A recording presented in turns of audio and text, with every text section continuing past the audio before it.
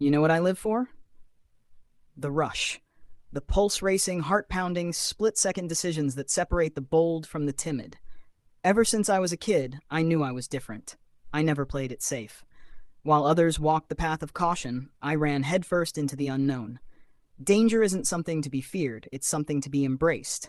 It sharpens your senses, forces you to be present, and teaches you more about yourself than any textbook ever could.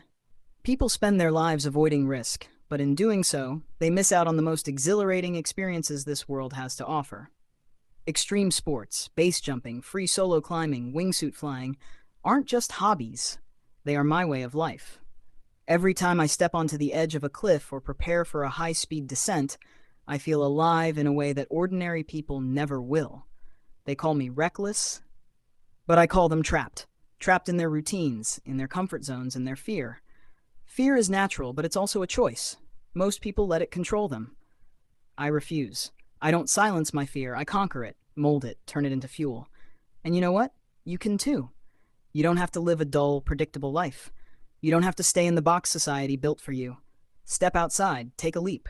Risk isn't the enemy, stagnation is. So go. Do something that scares you. Push the limits. Chase the thrill. Because in the end, the only real danger is never truly living. You call it courage. I call it dysfunction. You glorify risk, but what you truly celebrate is a neurological deficiency, a brain that fails to register danger appropriately. You speak of fear as if it's a weakness, but in reality, it's a survival mechanism honed by evolution to keep us alive. As a psychologist, I've studied people like you, thrill seekers, adrenaline junkies, those who chase risk as if it were the very essence of existence. And the research is clear. Individuals who engage in extreme, high-risk behaviors often exhibit abnormalities in the amygdala, the part of the brain responsible for processing fear and emotional responses. In many cases, their amygdala functions differently from that of a typical person, resulting in a reduced ability to perceive danger. This isn't bravery, it's neurological impairment. People with diminished fear responses are more likely to engage in reckless behavior, to gamble with their lives for the sake of a fleeting sensation. Studies show that extreme athletes often have lower baseline levels of cortisol, the hormone that regulates stress. They don't feel fear the way most people do, which makes them more likely to ignore rational risk assessment. This isn't strength, it's a flaw in their neurochemistry. But let's talk about the real-world consequences of this reckless mindset. You idolize danger, but at what cost? Every year, thousands of people die engaging in extreme sports.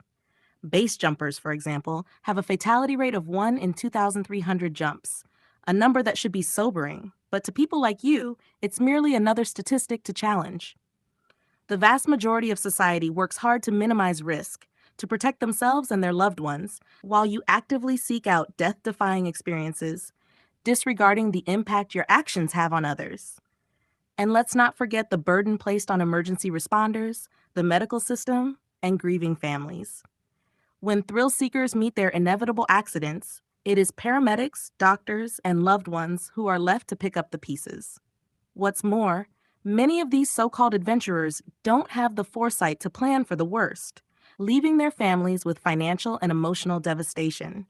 You tell people to take the leap, to chase the thrill. But in reality, what you're promoting is recklessness disguised as self-discovery. True strength doesn't come from ignoring danger. It comes from understanding it, respecting it, and knowing when to step back. The truth is simple. The world doesn't need more daredevils. It needs people who value life over fleeting excitement. And if that makes me the cautious one, so be it. At least I'll be here to watch as the reckless ones disappear, one by one.